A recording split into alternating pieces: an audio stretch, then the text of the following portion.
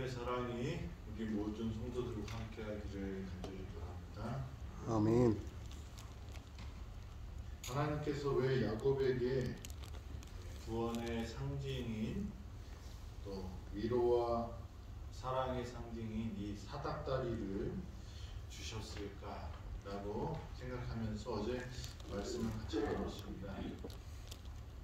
이 사닥다리는 첫째 죄인도 사랑하시는, 죄인도 구원하시는 하나님의 마음의 표시였습니다. 그래서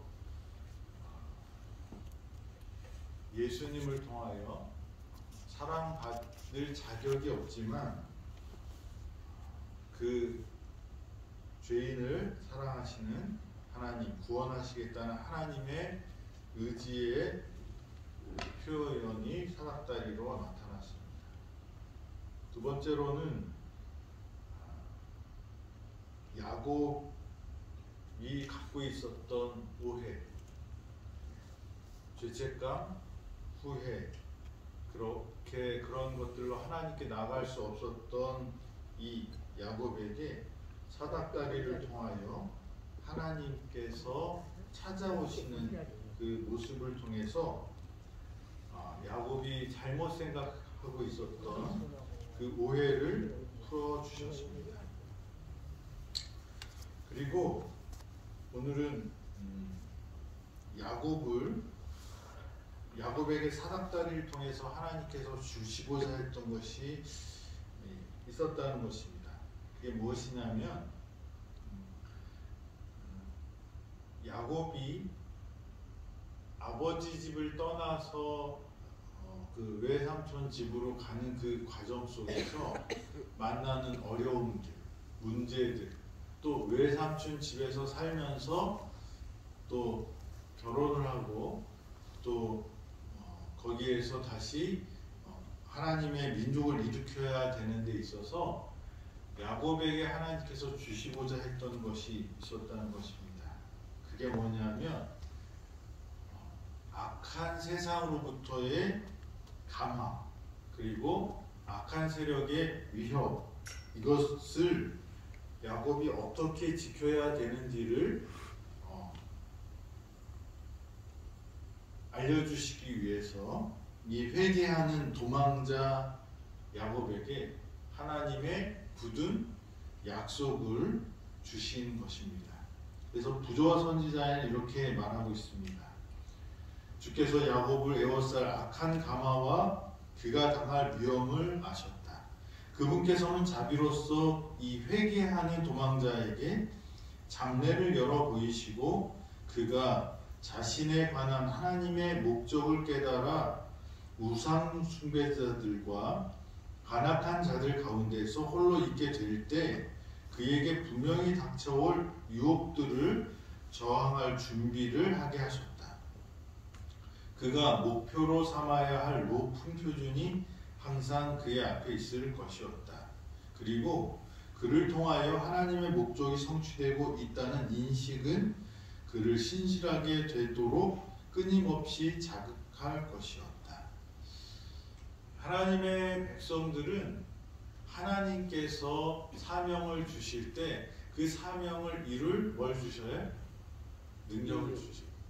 그러니까 요셉에 대해서 제가 말씀을 드렸지만 요셉이 광야를 거쳐서 노예가 되고 감옥에 갇힌 그 과정이 어떻게 보면 인간적으로 참 불쌍하고 안타까운 일입니다. 17살 이팔 청춘이죠.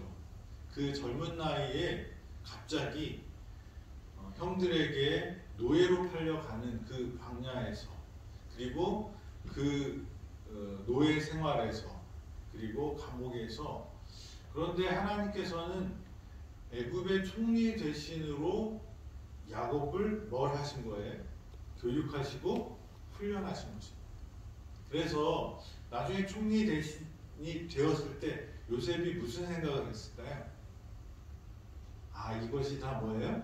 하나님의 섭리 속에 있었구나. 내가 그래서 형들이 왔을 때 뭐라고 말해요? 하나님이 나를 먼저 이곳에 보냈다. 보내셨다고 말해요. 하나님이 노예가 되는 것을 원치 않으셨지만 노예로 만든 형들의 죄를 선으로 바꾸십니다. 근데 그 과정에 보면 총리 대신이 갑자기 꿈을 한번 딱 꾸고 일어나서 별이 절하고 그 다음에 그 단들이 거둔 추수한 단들이 절을 하고 이런 꿈을 딱 꾼 다음에 바로 애굽의 총리 대신이 됐으면 어떻게 됐을까요? 우리는 역사를 통해서 능력 없는 사람이 지도자가 되면 또 능력 없는 사람이 그 자리에 가야 되지 말아야 될 사람들이 지도자가 되면 그 엄청난 피해를 백성들에게 입히는 걸 보죠. 애굽의 바로가 요셉을 딱 보면서 그 꿈을 해석해 준 다음에 뭐라고 그래요? 너밖에 이 문제를 이 난세를 해결할 사람이 없다. 너 당장 와서 뭘 하라고요? 이 지하 감옥에서 죽어야 나올 수 있는 그런 지하 감옥에서 갑자기 바로 다음에 제일 높은 총리가 됩니다. 그 과정이 보면 역경이고 고난이고 시련이었다고 생각했지만 그것이 나중에 요셉이 뭐가 되기에 총리 대신이 되기 위해 필요한 것을 다 배운 장소가 어디에? 광야에서 하나님을 만났고 이삭의 하나님, 야곱의 하나님이 이제 누구의 하나님이 되기로 결심합니까? 요셉의 하나님. 요셉의 하나님이 되기를 결심합니다. 그리고 이 보디발의 집에 가서 그가 노예로 생활하면서 그 결심을 실천하면서 살아요. 그랬더니 하나님이 함께하는 사람이구나 라고 보디발이 간증하면서 이 요셉을 뭐로 세워요? 그 집의 청지기, 제일 높은 사람으로 세웁니다. 그래서 그가 거기서 무엇을 했을까요? 살림을 했죠. 그러니까 보디발의 집은 우리가 생각하는 어떤 조그만 가정집이 아니고 한 기업 정도의 큰 일이에요. 왜냐하면 농사 짓는 사람들도 있었고 뭐 소나 말이나 이런 것을 키우는 사람들도 있었고 모든 것을 주장하는 사람이 누구였어요? 부위만 건들지 말고 네 마음대로 해. 그래서 이 요셉이 그걸 잘하니까 이 보디발이 신났어요. 내가 보니까 너는 하나님하고 같이 있는 사람이기 때문에 항상 형통하구나 라고 보디발이 간증을 합니다. 그런데 누가 또 유혹을 해요? 보디발의 아내가. 보디발의 아내가 꼬시는데 내가 하나님 앞에서 어떻게 죄를 짓겠습니까? 라고 그걸 거절해요. 그랬더니 노예로서의 최고의 지위를 얻었는데 갑자기 어떻게 돼요? 다시 감옥에 갇히게 돼요. 근데 그 감옥이 사실 뭐였어요? 정치를 하기 위한 거예요. 학교였어요. 그래서 나중에 총리 대신이 딱 되었을 때 요셉을 데리고 농간을 부릴 수가 없었어요. 왜요? 다 알고 있습니다. 누가 누군지 다 알아요. 그 감옥에서 정치범들이 뭘 했을 거예요? 내가 왕년에는 말이야 이 얘기를 아주 귀에 딱지가 붙도록 들었을 거예요. 요셉이 그 얘기를 다 들었는데 그런 얘기를 쫙 들어보면 애굽의 정치 상황, 제사장들과 또 이 귀족들과 왕족들과 이런 이야기들이 맨날 드라마를 보듯이 뭘 들어요? 애굽의 정세에 대해서 다 들었어요. 그러니까 나중에 그 총리 대신이 된 다음에 이 요셉이 정치를 잘할 수 있었던 이유가 뭐예요? 보디발의 집에서 경제학을 배우고 그리고 이 감옥에서 정치를 배웠어요. 그리고 거기에서 만난 사람들 보디발이 요셉의 편에 섰을까요? 요셉이 내가 감옥에 가둔 사람이 총리 대신이 됐으니까 꽁하고 있었을까요? 보디발은 요셉이 선한 사람인 것을 알았어요. 누굴 못 믿어요? 자기 부인의 말을 더 못 믿었어요. 그런데 왜 요셉을 감옥에 가둬요? 자기 체면이 있지. 그러니까 감옥에 가둬놓고도 뭐예요? 보디발은 미안한 마음이 있었어요. 그런데 그 사람이 갑자기 왕이 딱 채택해서 뽑아서 총리 대신 됐을 때 보디발이 진심으로 진정으로 그 요셉의 미인품을 알았기 때문에 그를 적으로 만들지 않았어요. 그 감옥에서 나왔던 술 맡은 관원장이라든지 거기에 연결되었던 다른 사람들이 이 요셉을 이 술 맡은 관원장들 보면 나가면 왕에게 이 요셉의 상황을 이야기해 주겠다고 철석같이 약속하고 가는데 까맣게 잊고 있다가 꿈 얘기가 나오니까 그제서 내가 감옥에서 만났던 누가 있어요? 은혜를 입었던 요셉이라는 사람이 있구나. 그러니까 미련한 마음에 왕한테 더 어떻게 했을까요? 요셉은 훌륭한 사람이라고 얘기를 했을 거예요. 그래서 그런 어떤 그 어려움의 시간이 사실은 하나님께서 뭘 준비한 시간에 총리 대신이 되도록 준비한 시간이라는 것을 누가 깨달았을까요? 요셉이 뭐 할 때? 총리 대신이 되었을 때. 그동안은 사실 하나님 왜 이렇게 됐을까요? 그런 질문을 많이 했을 거예요. 그렇지만 요셉은 그 질문 끝에 항상 대답은 뭐예요? 하나님은 뭐 하시다? 선하시다. 하나님은 믿을 만한 분이시다. 아멘. 그 결론을 가지고 끝까지 하나님을 붙잡습니다. 왜 야곱에게 하나님께서는 사닥다리를 보여주셨을까? 야곱이 이제 가야 되는 길이 뭐예요? 맹수들이 넘쳐나는 그 광야의 길을 지나서 몇 달을 한 달이 될지 두 달일지 한 720km 정도 되는 거리를 여행을 해야 되는데 그게 꽤 오랜 한 두세 달 이렇게 걸리는 그런 여행길인데 그 여행길에서 짐승도 만나겠지만 또 누구도 만나요? 강도도 만날 수 있고 이런 그리고 만나는 사람들이 선한 사람들도 있지만 악한 사람들도 있고 그 다음에 라반의 집에서 야곱은 들에서 목축을 하고 농사를 짓던 사람입니다. 그런데 이 라반의 집은 거기도 목축을 하긴 했지만 도시에 살면서 밖으로 나갔던 것 같아요. 그러니까 하란이라는 곳, 라반이 살던 지역은 이렇게 좀 개화된, 좀 문명화된 그런 장소였어요. 그런데 문명화될수록 뭐도 많아져요?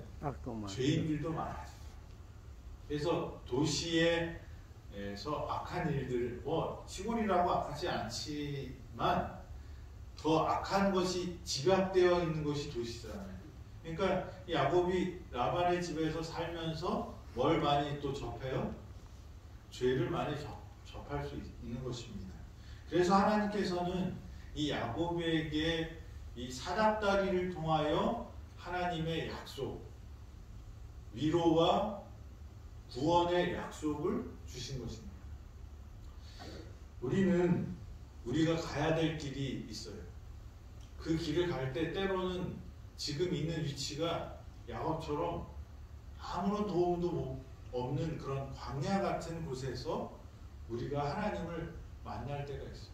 근데 하나님께서 우리에게 사명을 주셔요. 야곱에게는 어떤 사명이었을까요? 큰 민족을 이루겠다. 하나님의 축복을 세상에 나누는 축복의 통로가 되겠다는 그런 약속이에요. 그런데 지금 야곱은 갖고 있는 게 뭐예요? 아무것도 없어요. 그냥 형이 자기를 죽일까봐 쫓겨나오면서 아버지한테 돈도 달라고 그러지도 못했나 봐요.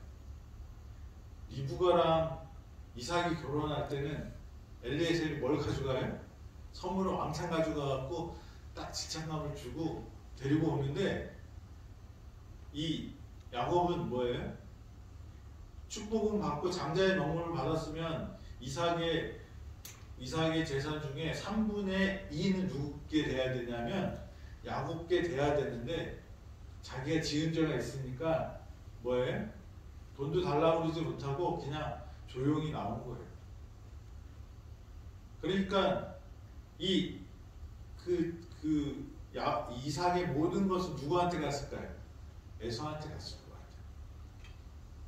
그리고 나중에 에서를 만날 때 야곱은 어떻게 해요? 자기 이것도 선물입니다. 이것도 가지세요. 이것도 가지세요.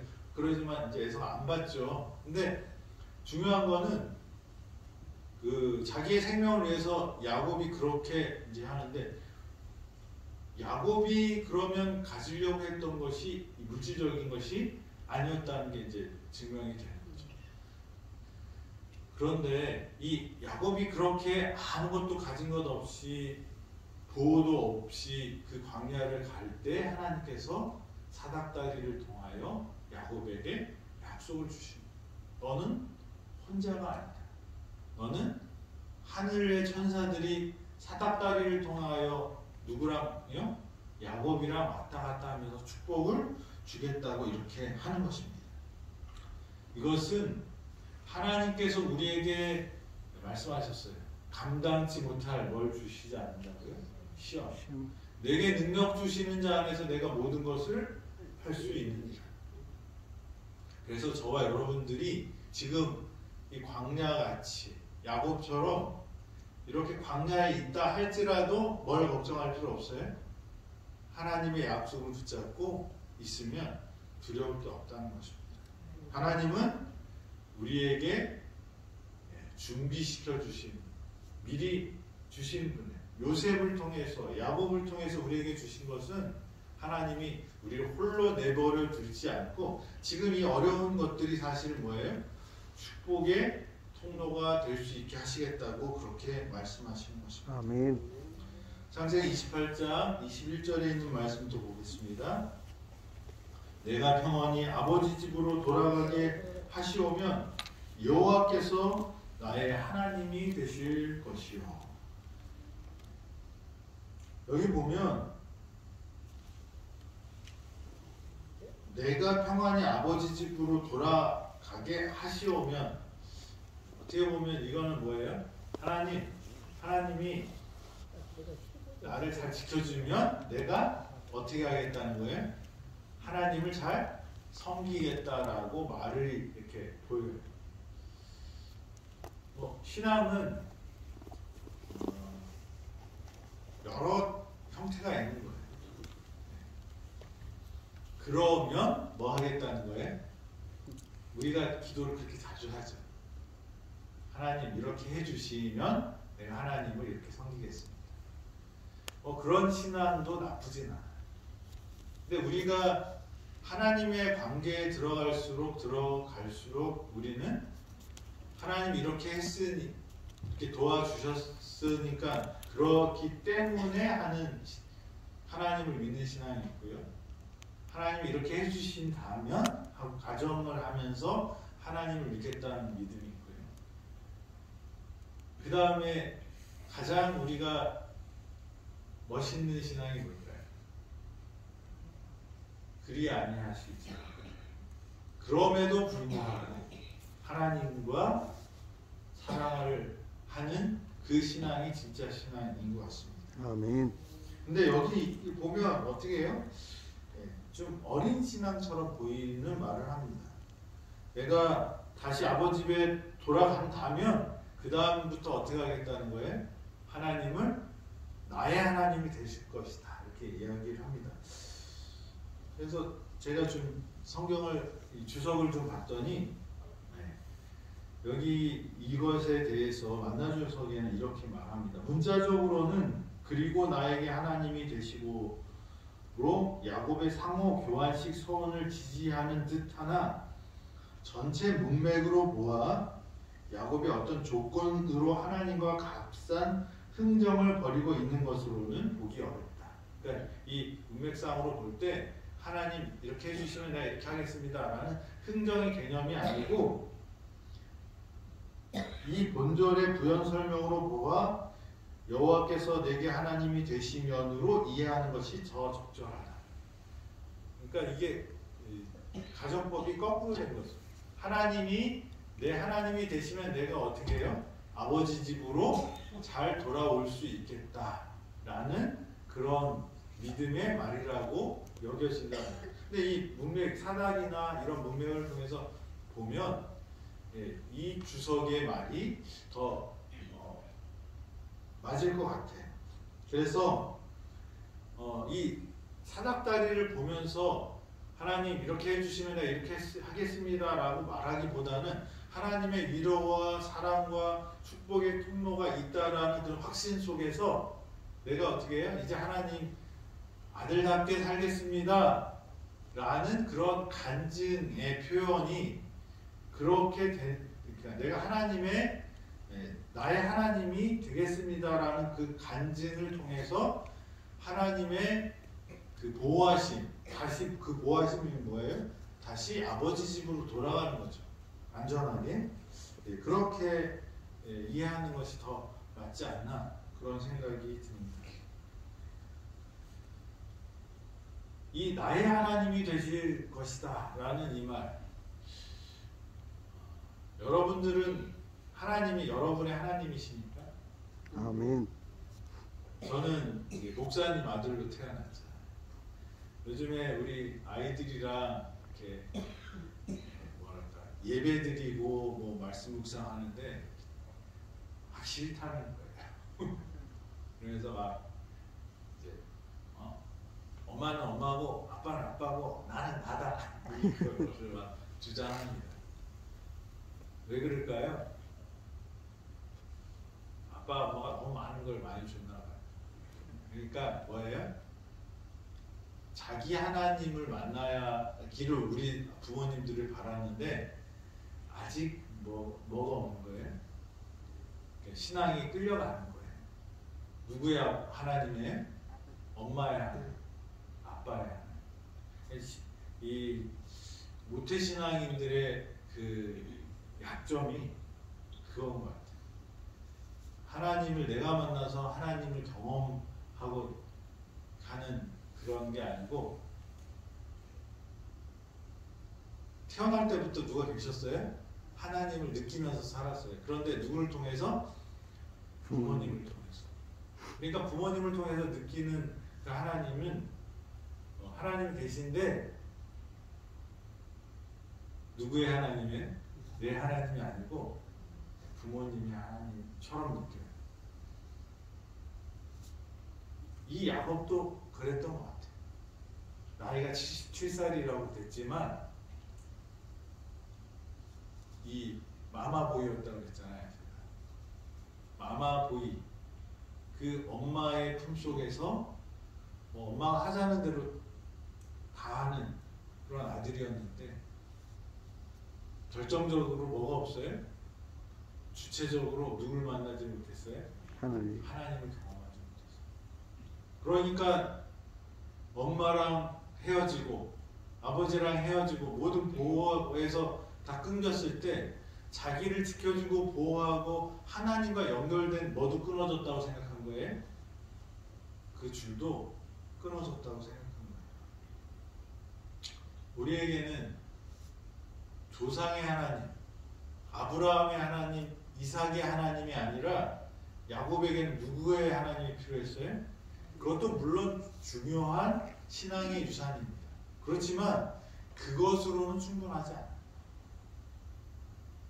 우리 김지민 그 어머님이 침례를 얼마 전에 받았는데 우리 박정빈 사모님이 엄청 사랑하시고 같이 뭐 산에도 가시고 그러시고 그런데 그래서 우리 지금은 사모님을 통해서 하나님을 만나시는 경험이 많아요. 그런데 그것으로는 뭐하다? 충분하지 않다. 그럴 어린 그 신앙의 단계가 있고요. 그 다음에 어떻게 해요? 청소년기가 있어야 돼요. 그리고 어른이 되는 거예요. 어른이 되는 건 뭘까요? 그래서 성경 말씀을 연구하면서 우리가 하나님을 경험해야 되고, 하나님을 경험한 사람들은 또 뭘 해야 돼요? 어른이라고 하면 자식을 낳아요. 그래서 이 신앙의 단계 속에서 하나님을 만나는 그 경험들이 다릅니다. 이 야곱이 이 사납다리를 보면서 누구를 만난 거예요? 나의 하나님을 만난. 하나님을 개인적으로 진실되게 의지할 필요를 느끼고 그 하나님을 경험해야 되는 것입니다.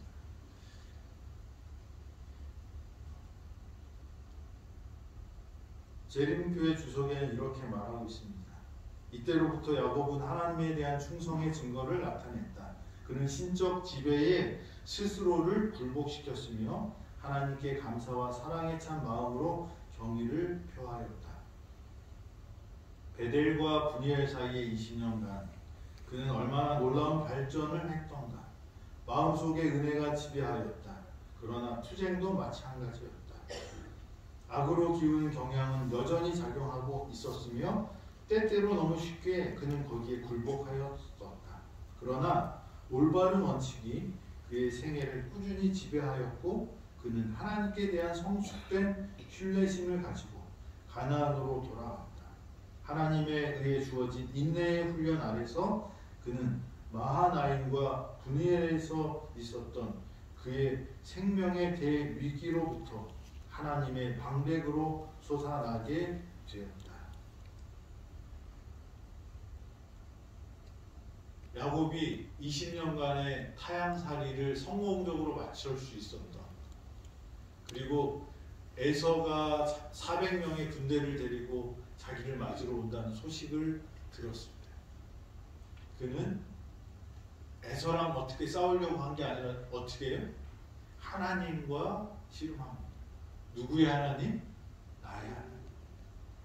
그래서 야곱이 뭐가 됩니까? 이스라엘이. 우리 애가 때로는 광야에서 홀로 있게 될 때가 있어요. 아무런 도움도 없고 나 혼자 있을 그때 우리가 하나님께 나가면 누굴 만나는 거예요? 아버지의 하나님이 아니고, 어머니의 하나님이 아니고, 목사님의 하나님이 아니고 누구의 하나님이에요? 나의 하나님. 광야에서 야곱은 누굴 만났어요? 나의 하나님. 그가 그 이후의 승리의 생애는 그 하나님과 함께 했기 때문이라는 것을 우리는 봅니다. 저와 여러분들도 누구 때문에 믿는 사람이 아니라 하나님이 누구의 하나님이 되어야 돼? 나의 하나님이 돼. 야곱은 나의 하나님을 그 사닥다리를 통해서 만나고 그런 간증을 했습니다. 저와 여러분들도 목사님의 하나님 안에 갇혀 살지 마시고 나의 하나님을 만나고 살아가는 저와 여러분이 되길 간절히 바랍니다. 아멘. 기도하겠습니다. 아버지 하나님, 까닭 없이 우리가 어려워진다고 하지 않으시고 이 어려움이 하나님의 축복의 통로가 된다고 말씀하셨사오니 감사합니다. 아버지, 하나님께서는 우리가 시험을 이길 수 있도록, 그것을 극복할 수 있도록 피할 길을 주시든지 이길 길을 주시든지 그 능력을 주시는 분임을 저희가 고백합니다. 내게 능력 주시는 자 안에서 모든 것을 할 수 있는 그리스도의 안에 거하는 저희 되게 하여 주시옵소서. 아멘. 아버지 하나님, 우리가 하나님을 내 개인적인 하나님으로 경험하게 하여 주시옵소서. 누구를 통해서 하나님을 믿었던지 간에 그 하나님이 나의 개인적인 신앙의 고백의 대상이 되고 나의 하나님을 경험하는 사람이 되어서 세상을 넉넉히 이기고 승리하는 당신의 자녀들 되도록 축복하여 주시옵소서.